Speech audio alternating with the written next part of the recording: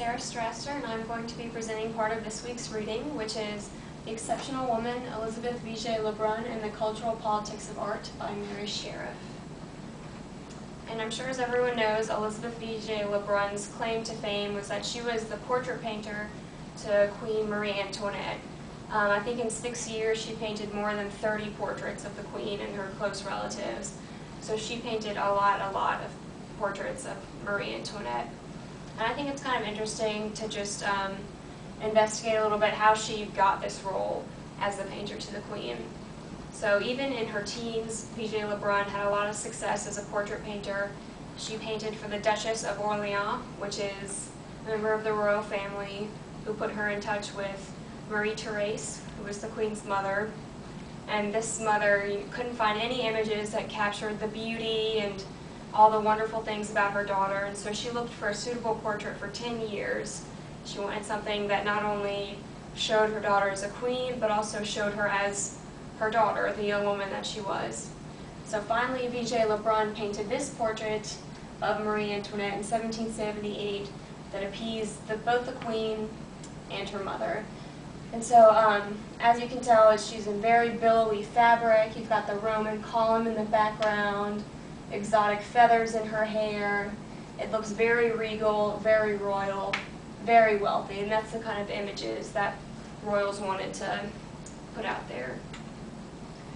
In contrast, we have the image that Vigée Lebrun painted of the Queen for the Parisian Salon of 1783.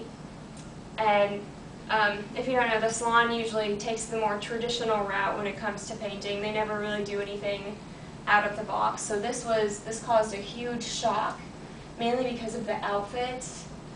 In her memoirs, which she smartly didn't publish until she was in her 80s, Vigée Lebrun said she hated the French style of dress that was popular at this time, and of course Marie Antoinette was the Queen of France, and so she said she just wanted to paint her in the English style, which of course didn't go over very well. And then also the chemise fabric, it's kind of sheer, it's certainly not something a wealthy person would wear out in public in France. And of course, it's not suitable for a queen.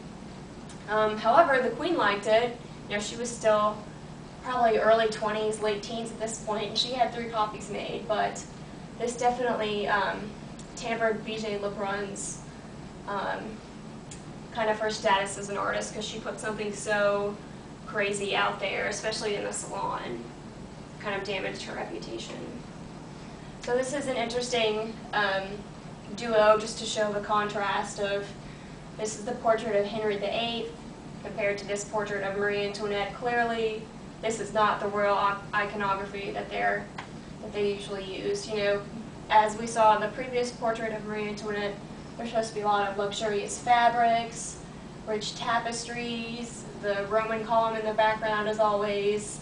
But here she just kind of looks kind of like a hillbilly holding a rose. She doesn't look royal. And so this image was also really offensive. Mainly the big offense was that it was the Queen. And this has a lot to do with the role that the French monarchy assigned to the Queen. And so in this day and age, of course, not everyone knew how to read.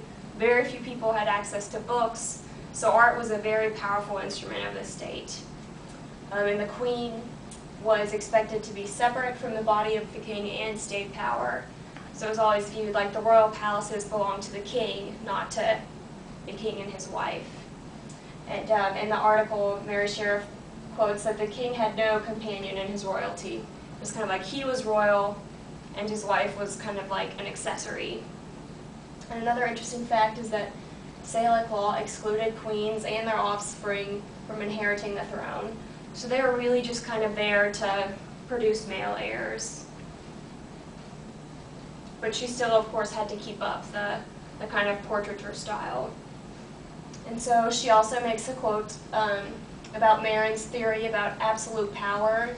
He basically says that in his images, the king has absolute power to portray himself however he wants. And so he says that's when the physical body of the king and then kind of the theoretical body of the king come together to create this own kind of separate royal iconography. And so, of course, this reference outlines a system of power and representation that was so critical to the success and the public image of the royal family. Of course, he puts forth, or he states that work shouldn't be polarizing or cause any sort of controversy. Of course, another good quote from the article, Marin states that it all has to do with the representation of power and the power of representation. So I think that's kind of the overriding theme of this whole article, is the representation of power and the power of representation. Everything has to follow the system of representation, or it just will get you into trouble, as in the case of V.J. Lebrun's portrait of Marie Antoinette in the salon.